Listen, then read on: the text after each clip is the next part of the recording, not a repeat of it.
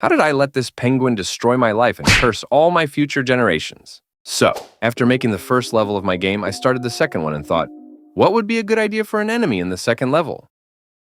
Eureka! A falling penguin. That makes as much sense as a flying cat. So, that's what I'll do. With the sprites done, I tried to make the penguin attack using the Unity animator, changing the pivot position to make it fall and animating most of the actions separately. Each action had a different animation and sprite, and that's when I immediately noticed my huge mistake. Like any good programmer, I prefer to fight against the code and make quick fixes to keep what I've already done out of laziness, rather than restarting everything from scratch in a more efficient way that would take less work. It's a paradox. But this time, the code won the fight. Anyway, to put all the animations together, I had to do it by code. I planned to control the animations by activating and deactivating each one at the right time. At first, I placed the cupboard, then the empty inside, then the closed door. I also added a trigger box to detect when the player was close to it. When the player approaches, the penguin will open the door slightly to peek out.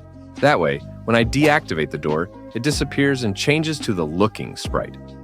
My nightmare started when I tried to use the onTriggerEnter2D method to detect the cat.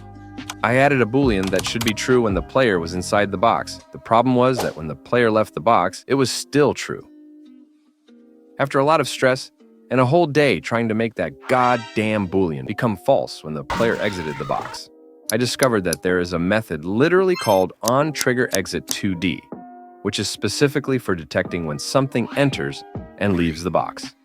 Then, I punched my monitor and went to my psychologist. The next day, after getting the detection to work correctly, I added another box to detect when the player was below the penguin so it could fall. Then I added the penguin opening the door animation, the falling to the fridge animation, and finally, the climbing animation. In summary, the door is deactivated. The looking penguin is activated. It falls, waits a second, and climbs back to the cupboard. At first, you might think, it's not that bad.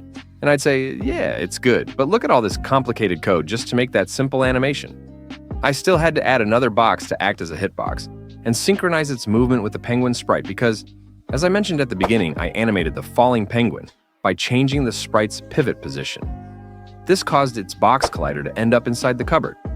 Putting all of this together, this simple animation became a CPU destroyer, considering it was supposed to be a simple game.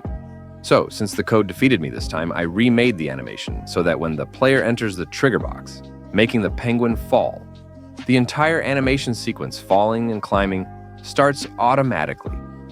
In the end, it's basically the same thing, but without a bunch of unnecessary code.